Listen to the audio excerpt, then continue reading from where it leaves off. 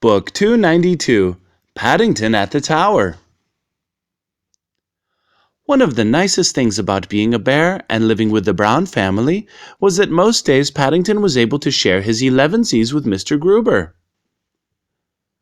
So when he arrived at the baker's early one morning to pick up their supply of buns, and met his best friend coming out, he could hardly believe his eyes. Such a thing had never happened before. "I've closed my shop for the day," explained Mr. Gruber. "It's a long time since we had one of our outings. Jonathan and Judy might like to come along too. It will be their last chance before going back to school." Paddington needed no second bidding, and he rushed back home to number 32 Windsor Gardens as fast as his legs could carry him. The Browns' housekeeper, Mrs. Bird, was as excited as anyone, and they ended up making so many sandwiches, Paddington had a job closing the lid of his suitcase. "Bears always fall on their feet," she said. In no time at all, they were on their way. "Where do you think we're going?" whispered Judy. "You will find out soon enough," was all Mr. Gruber would say. "Wait and see." It was a long journey right across London, but suddenly they turned a corner and came to a stop. "It's the Tower of London!" chorused Jonathan and Judy excitedly. While Mr. Gruber went to collect the tickets to go in, Paddington took a closer look. "I've never seen anything quite so big," he said to the man at the security check. "And I've never seen so many marmalade sandwiches," said the man, looking into his suitcase. He was about to feel underneath them, but he thought better of it. "That man didn't find my secret compartment," called Paddington, as he hurried after the others. "Shh!" hissed Judy. She pointed to a man in a dark blue uniform standing nearby. "That's a yeoman of the guard. They're called beefeaters, and they keep a lookout for anything suspicious." "I hope you didn't hear what I said," exclaimed Paddington, addressing the beefeater. "No," said the man. "I can't say as I did." Paddington was most relieved. He raised his hat politely, and as he did so, something fell out and landed on the man's highly polished boots. "It's a marmalade sandwich," he explained. "I couldn't get them all in my suitcase. You can have it if you like. I expect it will make a change from beef." "A marmalade sandwich?" repeated the yeoman. He gazed down at his boots, but by the time he looked up, Paddington had already disappeared. "That was a narrow squeak," said Jonathan as Paddington joined the others. Judy pointed towards a large black bird. "If you ask me, that raven has got his eye on your sandwich too." "Perhaps," suggested Mr. Gruber hastily, "we should visit the crown jewels." Paddington thought it was a very good idea until he saw the queue going in. "I shall never see over all those heads," he said. "Don't worry, Mr. Brown," called Mr. Gruber. "Follow me." And he led them on to a moving walkway where they had a good view of all the exhibits as they glided past them. Paddington was most impressed. "They've thought of everything at the tower," he said.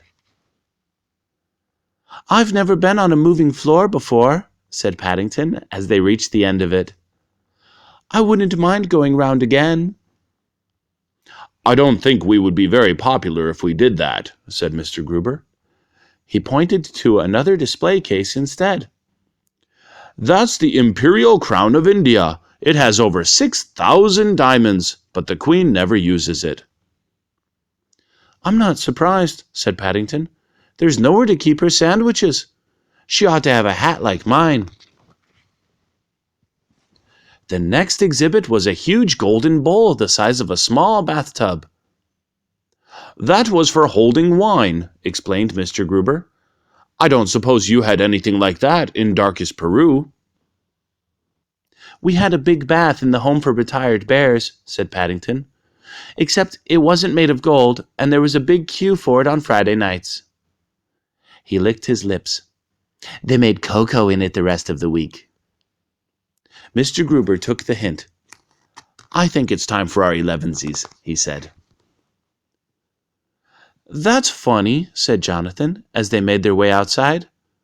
There are 3 ravens now. Paddington eyed the birds uneasily as they waddled towards him. Look, said Judy, pointing straight ahead. The ravens' tea house. We must be near where they live. I wonder if they have a bear's tea house, said Paddington. I doubt it, said Mr. Gruber.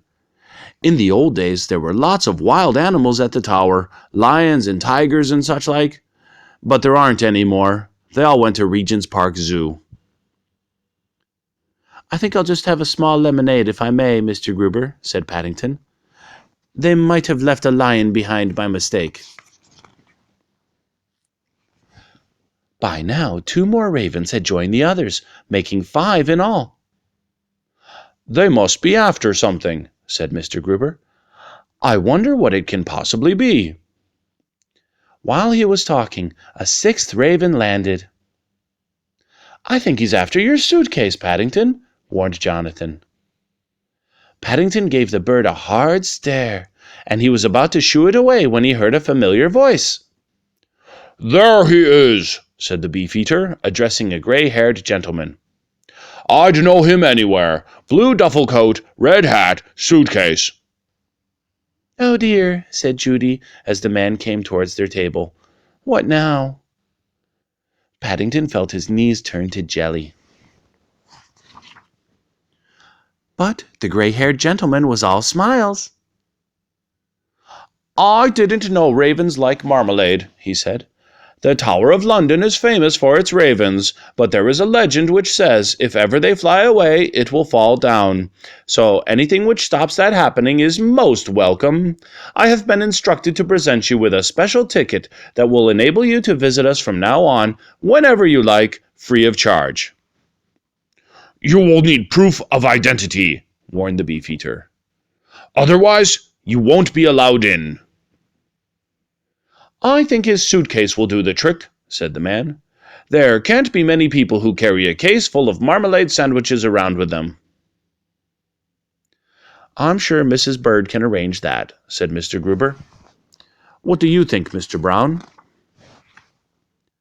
I think, said Paddington, I had better start work straight away. It has been such a lovely day out. I must make sure the tower doesn't fall down before we come again. Caw, caw, said the ravens. Caw, caw.